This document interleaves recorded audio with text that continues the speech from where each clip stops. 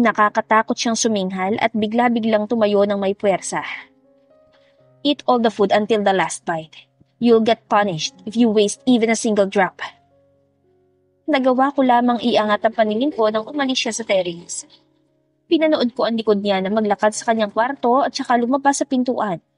Malakas niya pa iyong sinarado dahilan upang malakas iyong kumalabog. Napangiwi ang labi ko at muling napabaling sa mga pagkain. Punish me if I waste anything? Is he underestimating my appetite? Sa 3 taon naming magkasama, alam kong alam niya kung gaano ako kalakas kumain. Sadya nga lang hindi ako tabaing tao.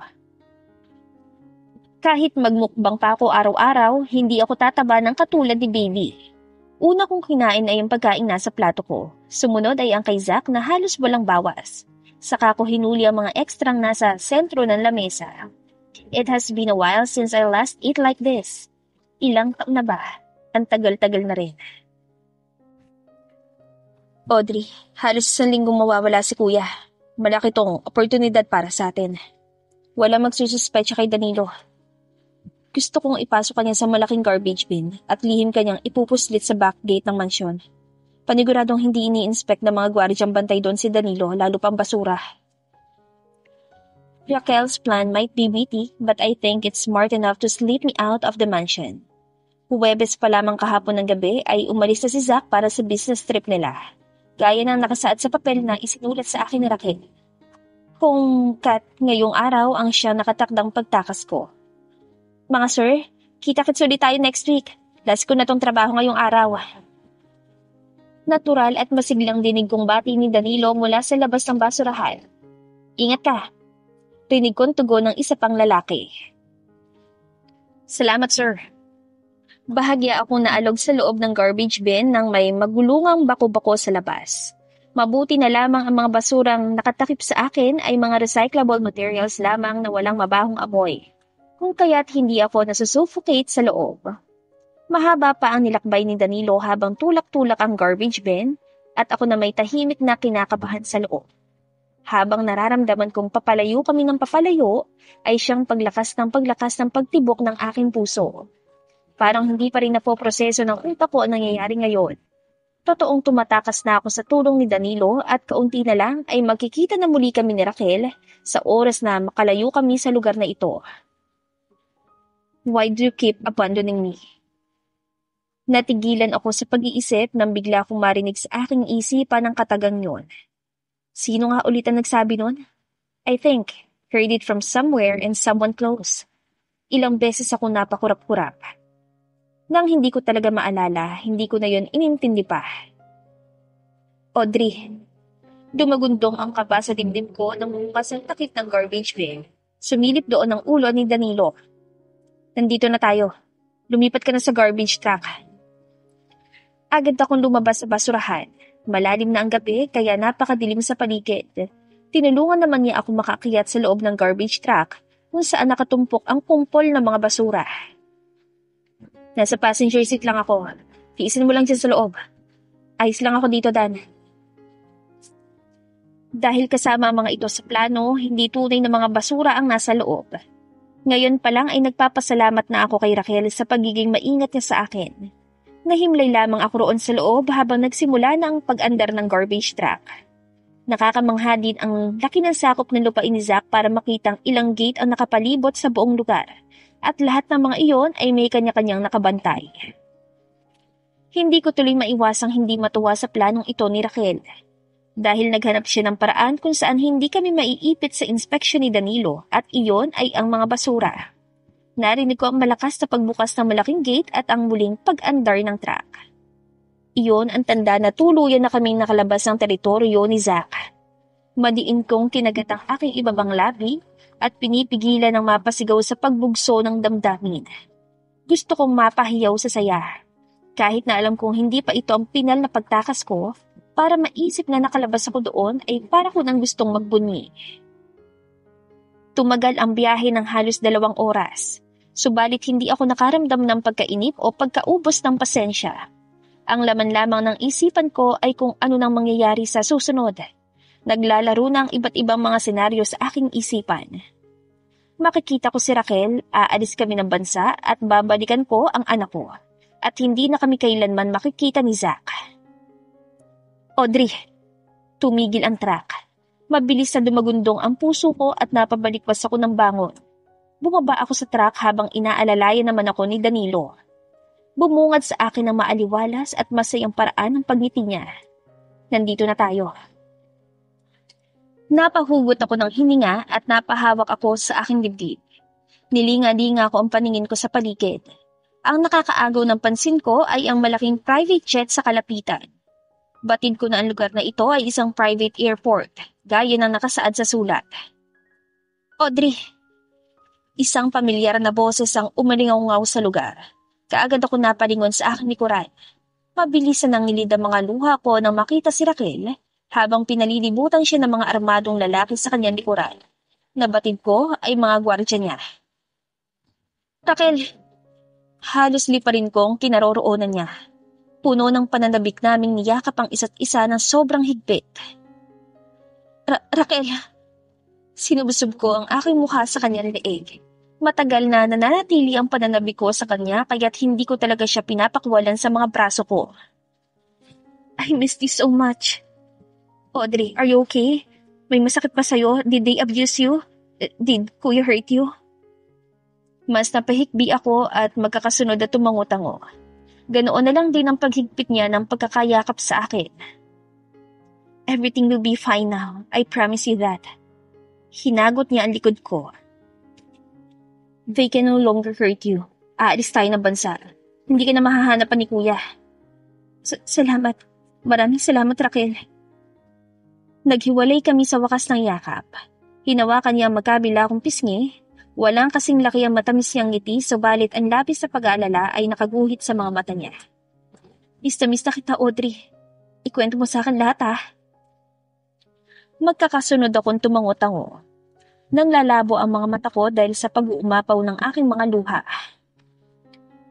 Halika na, handa na ang private jet. Mahigpit niyang hinawakan ang kamay ko. Naglakad kami patungo kay Danilo na siyang mayroong matamis na ngiti sa labi. Miss Raquel, Audrey, mag-iingat ho kayo palagi. Maraming salamat, Danilo.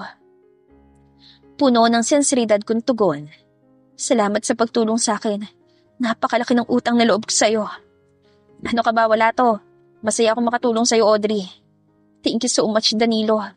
Naging posible ang lahat ng to dahil sa'yo. Isang matamis na ngiti ang ibinigay ni Raquel sa kanya. Agad na namula ang mukha ng lalaki. Basta para sa'yo, Miss Raquel. O siya, magkikita pa tayo sa ibang pagkakataon. Sa ngayon, kailangan na namin umalis ni Audrey. Opo, alagaan po niyong dalawa mga sarili niyo. Kung kakailanganin niyo po ng tulong ko sa hinaharap. Nandito lang ako palagi. Matapos ng mainit na pamamaalam ay naglakad na kami ni Raquel patungo sa private jet. Habang nakasunod sa aming dalawa ang mga tauhan niya. Hindi ko alam na pati ikaw ay may mga ganitong klaseng tauhan. Bulong ko pa sa kanya, tumawa siya. I'm a family member of Saavedra, remember? Hindi pwedeng si Kuya lang ang mayroong ganito. Nanigas ako sa kinatatayuan ng makarinig ng sunod-sunod na putukan. Bigla na lamang napasigaw si Raquel at namimilipit sa sakit na pahawak sa kanyang braso. Raquel!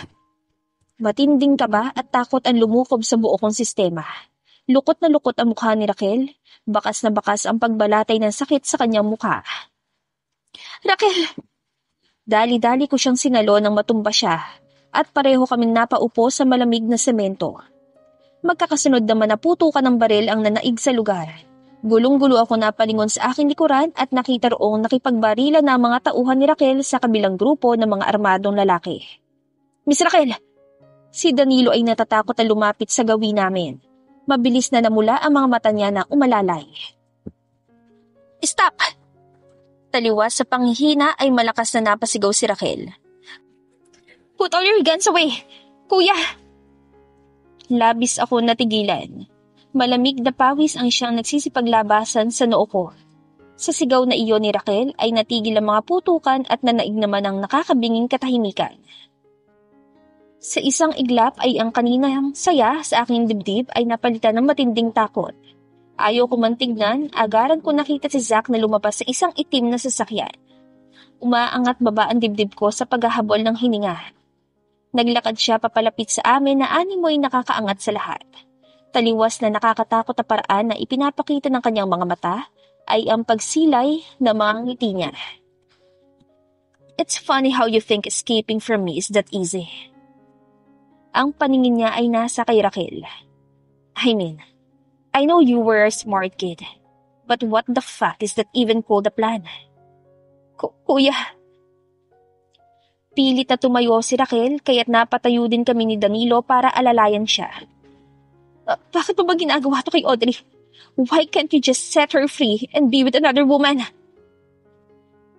Audrey doesn't want you nor does she regard you as a husband. Hindi mo ba nakikita kung gaano na siya nahihirapan sa poder mo?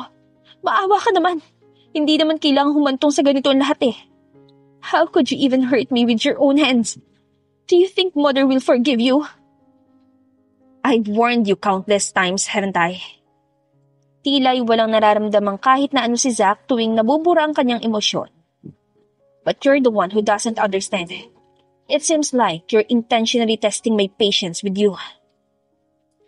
Napapigil ako ng hininga nang humugot siya ng baril at walang padalos-dalos iyong kinasa. Ang paningin niya ay lumandas kay Danilo at doon niya itinutok ang baril. Oh, look at that.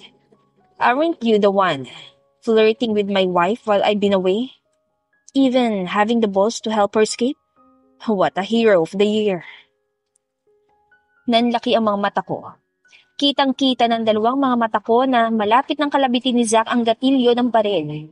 Agad ako nakakilos. Iniwan ko si Raquel para harangan si Danilo na siya namang nagugulat din sa inaasal ngayon ng kanyang amo.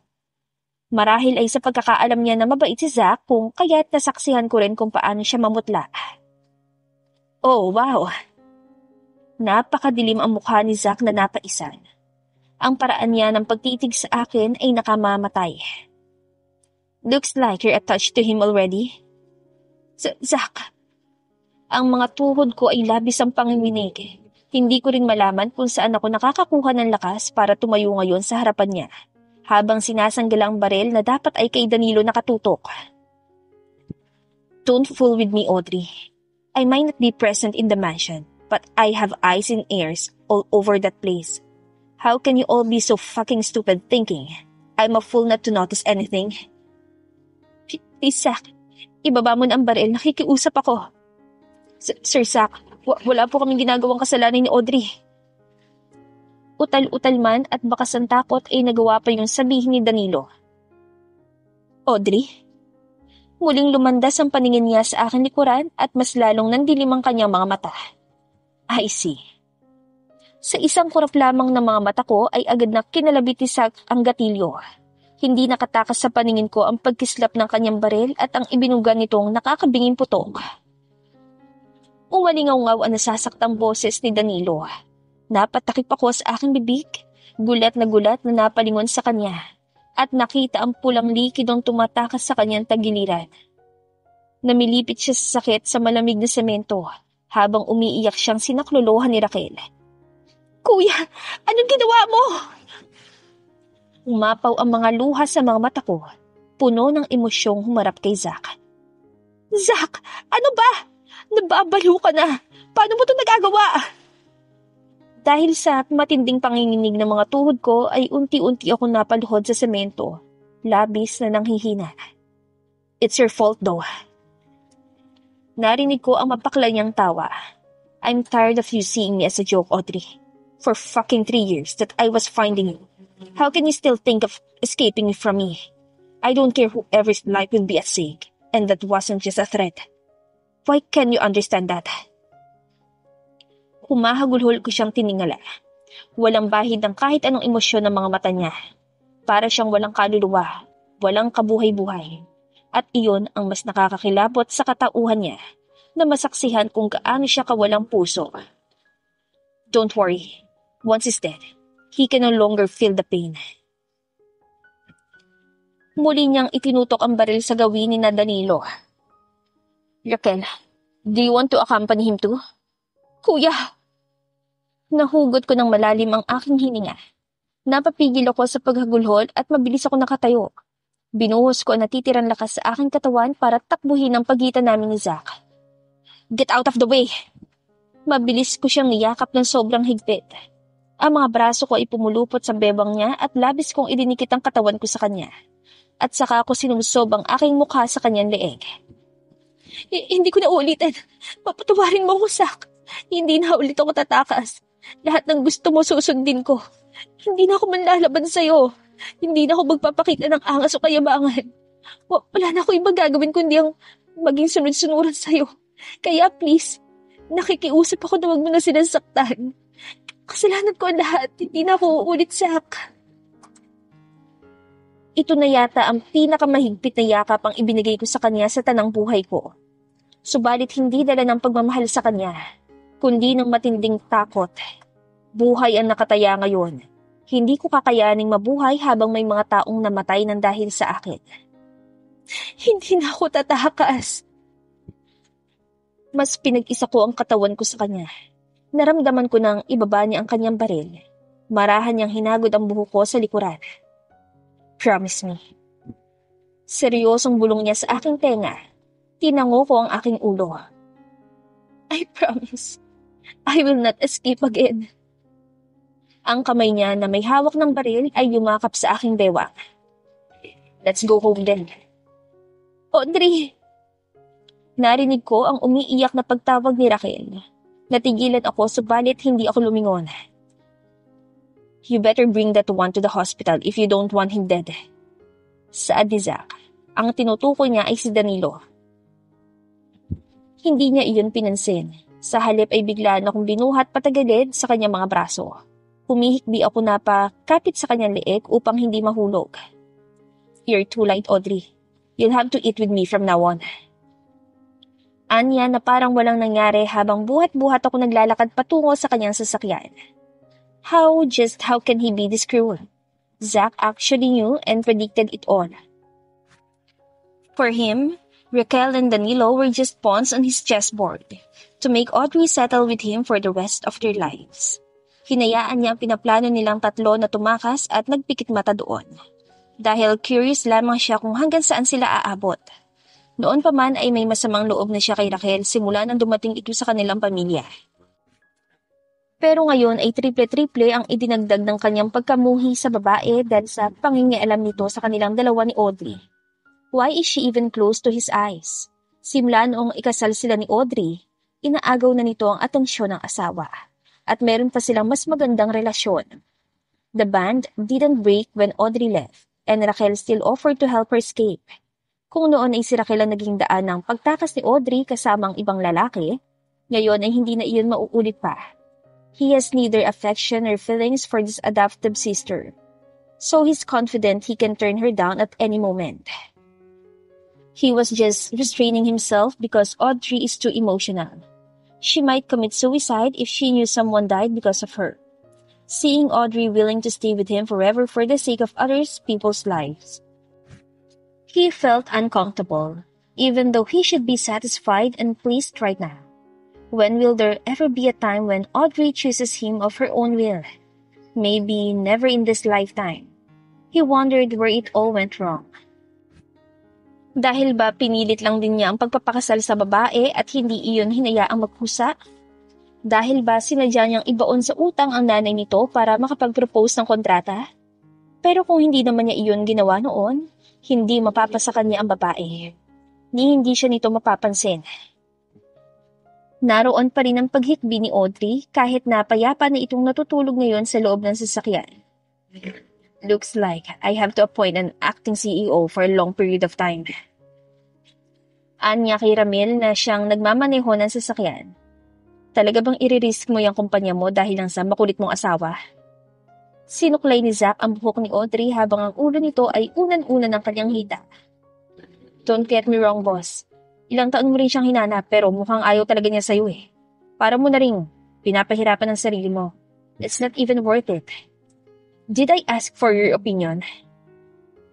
Sinaman niya ito ng tingin sa front mirror na ikinaiwas nito ng paningin. What's the news about the broken phone? Up until now, wala pa ako naririnig about doon. Dinala ko sa iba't ibang pagawaan. Lahat sabi, hindi na raw maaayos. Pero may isang phone shop ang tumanggap, kaya lang, kapag naayos na yon, wala nang chance na ma-restore pa yung memory. What a shame. Alam naman natin na si Landers yung kinokontak ni Miss Audrey. Sino pa nga ba? Kanino pa ba siya babalik kundi sa lalaking yun? Maliban na lang kung may bago. Just tell me if you want to die. My gun is always ready, Ramil. Noted, boss.